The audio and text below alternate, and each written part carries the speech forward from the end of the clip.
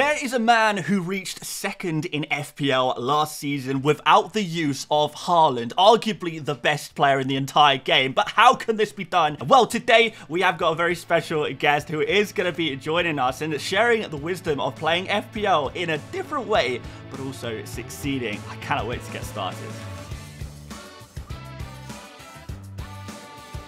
Right, hello FPL Chai. How are you doing, my friend? I'm good, Dan. How are you?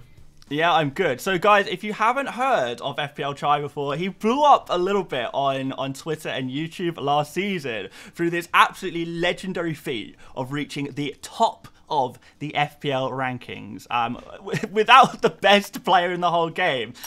Chai, how is that done? Like, explain that to me.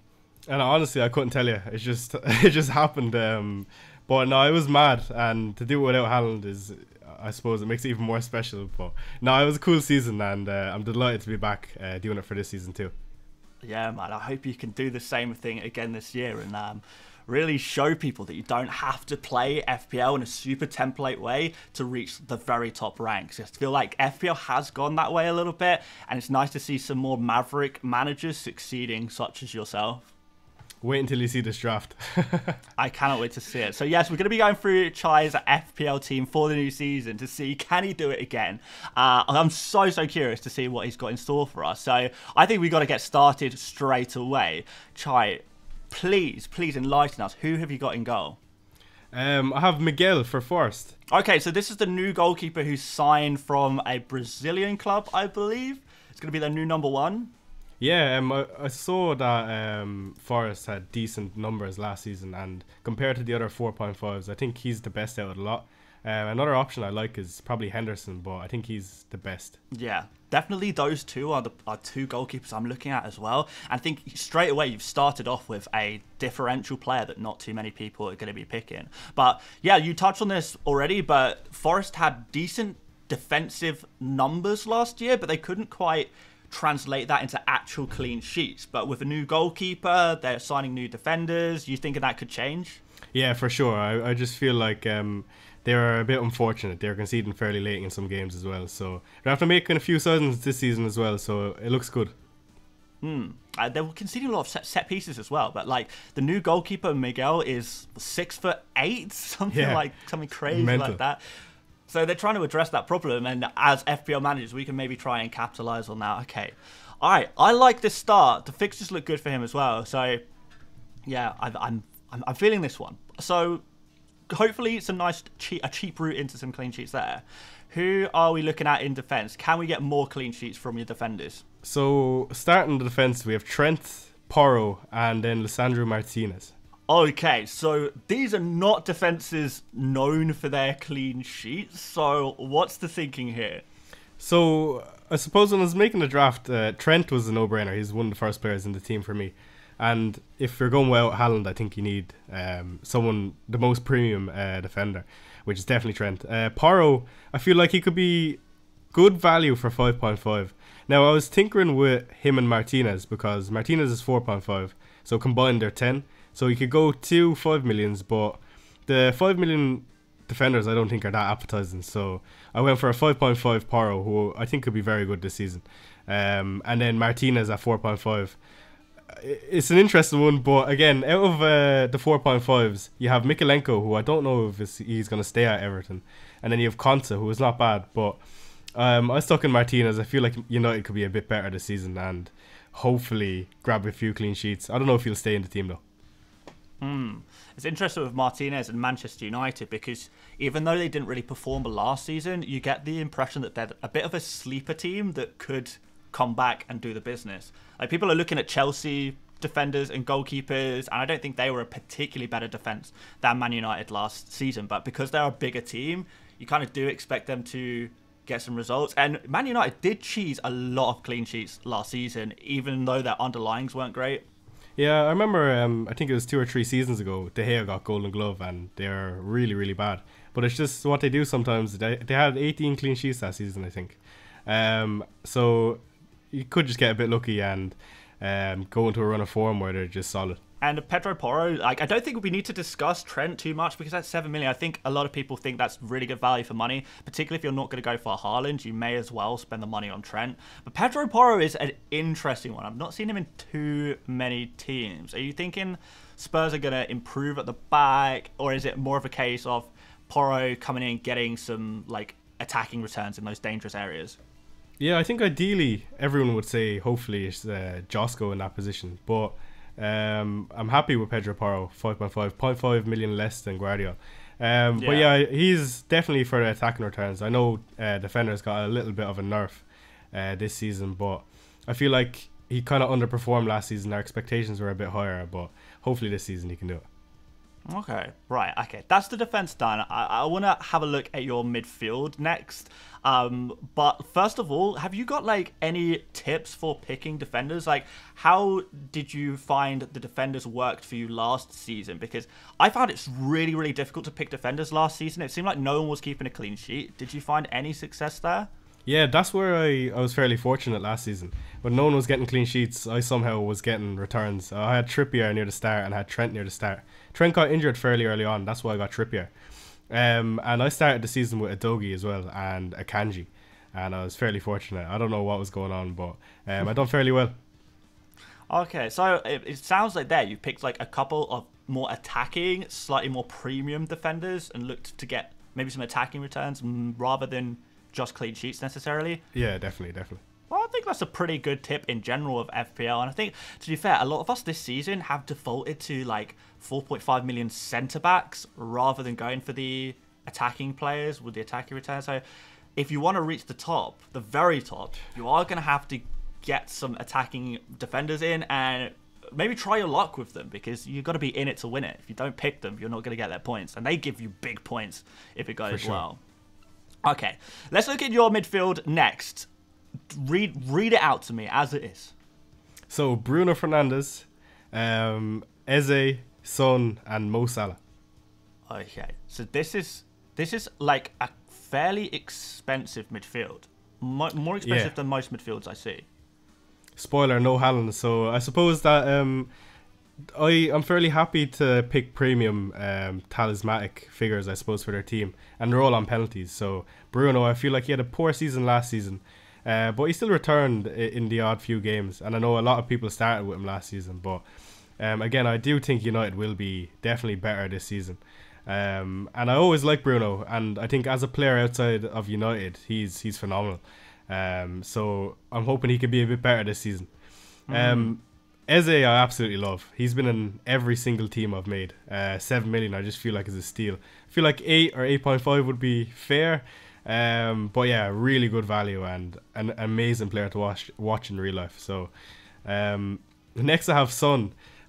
Son, I suppose, is debatable, but for me, he's in the conversation with like Palmer and Saka and what's in it, Foden. So I suppose Son is on penalties. And that Leicester away fixture, first game of the season, really, I really like. He usually does fairly well against Leicester. He loves scoring against them. So you could easily put in the Saka there. I have no issue with that. And then next is Salah. I suppose last season we saw so many people start without Salah and they got burned for it. I don't think it's worth the risk this season for me. I know a lot of people are doing it, taking him out and going with Haaland. But I'm either starting with both or I'm going with just Salah. So that's how my midfield looks now. Okay. So, yeah, the big risk, I guess, you're taking here is going for a Son rather than a Palmer or a Saka.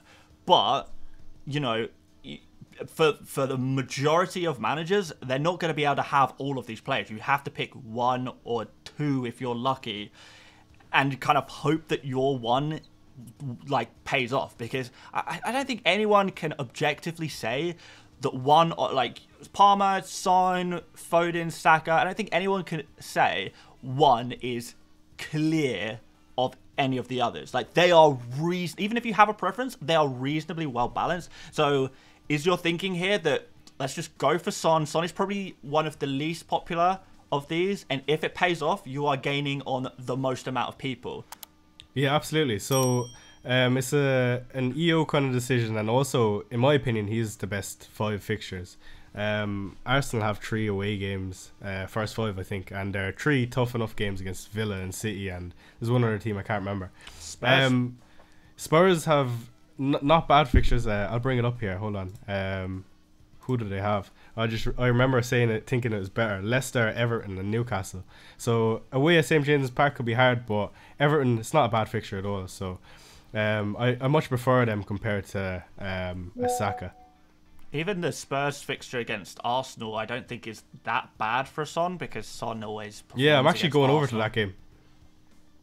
Are you going to that game? Yeah, going to the North London Derby, so I'm excited for that. So I feel like I might need Son on my team just for the buzz. Yeah, I might bench Porro for that fixture. I'm not gonna lie. I will probably bench him too. I'll bench him too.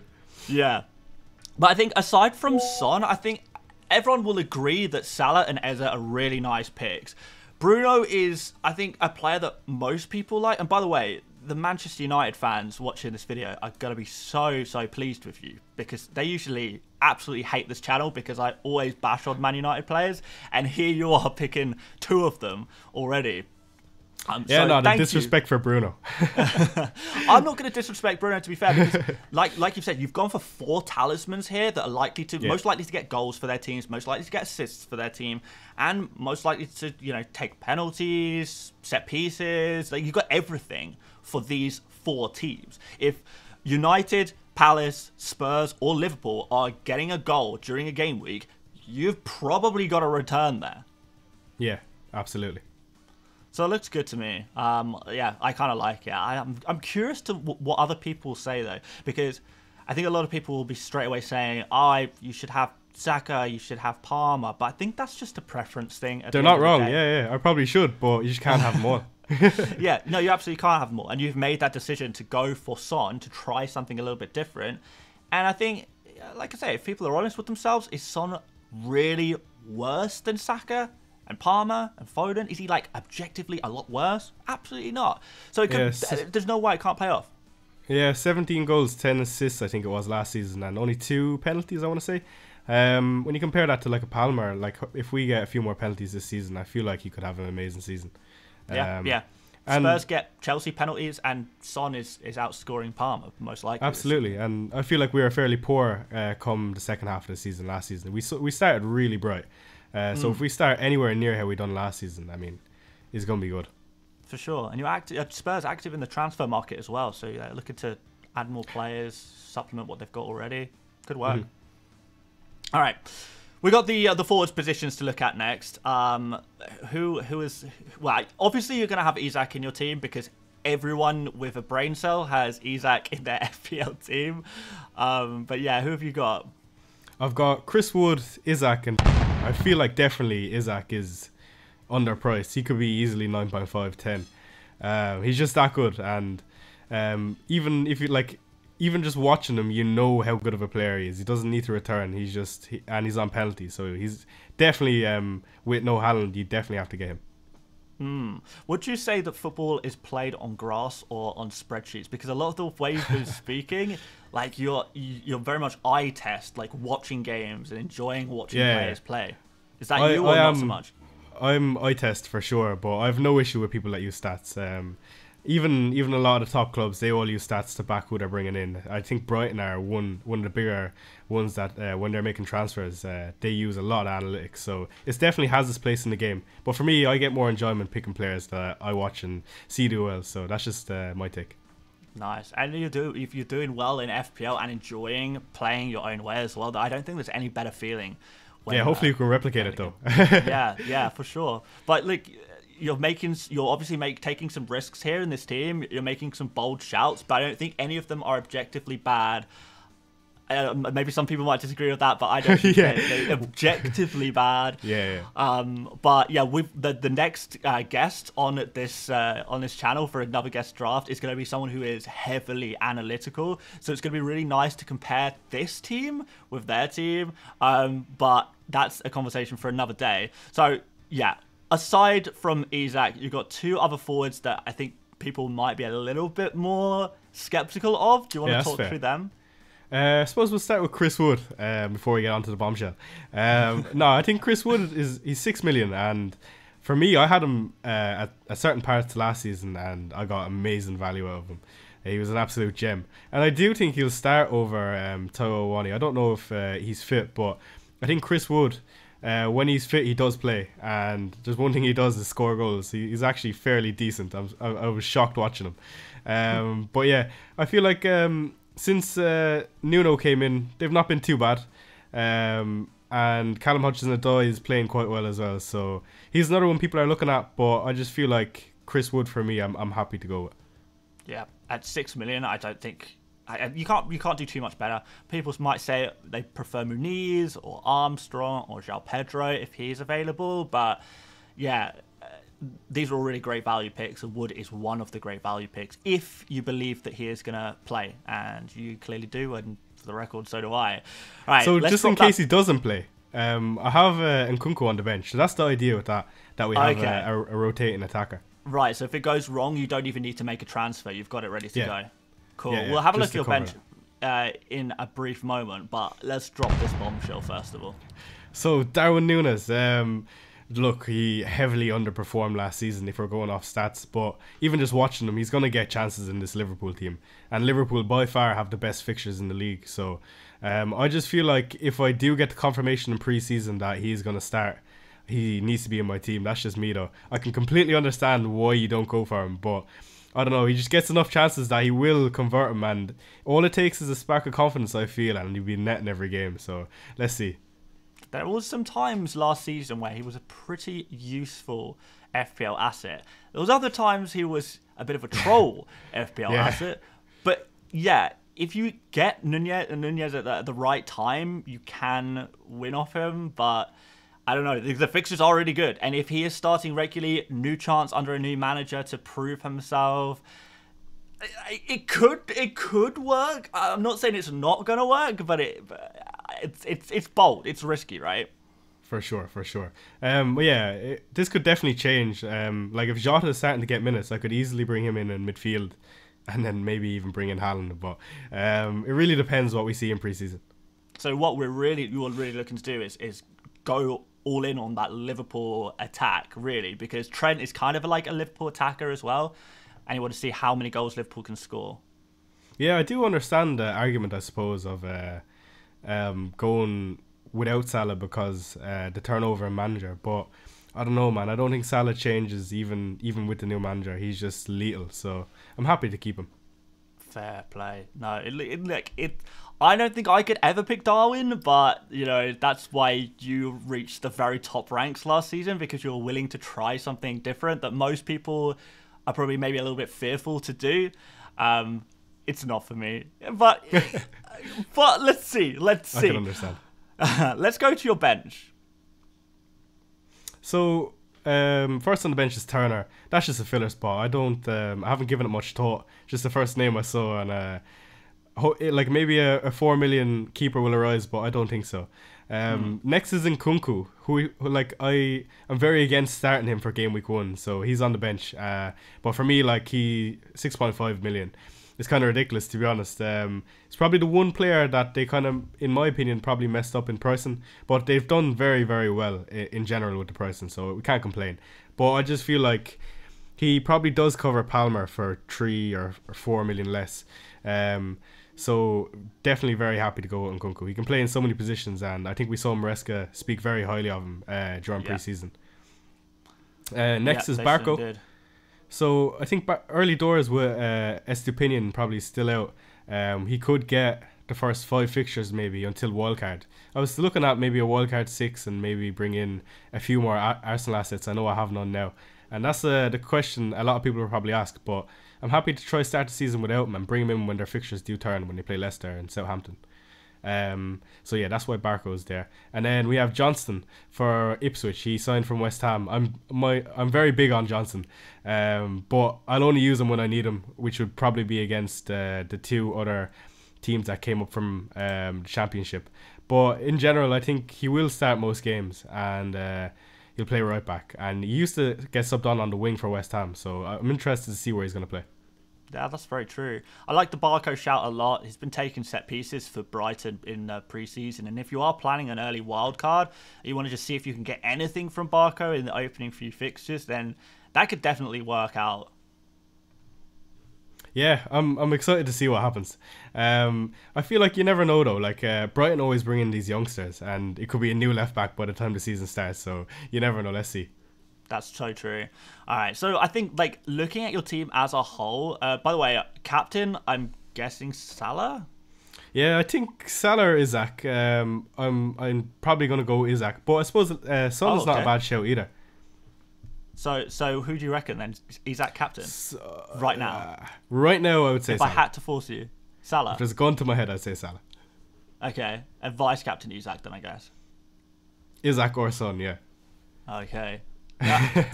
You have got a few really nice Game Week 1. This is a good team for Game Week 1. Like, there's no doubt about that. You've got, how many players? You've got 3 Liverpool, 2 Spurs, and 1 Newcastle, all against. So 6 players, all against newly promoted teams. And then the rest are home fixtures and Eze. So, yeah, that's true. Especially if you're early wildcard, and I don't see why not attack the fixtures. And just go all in at the start.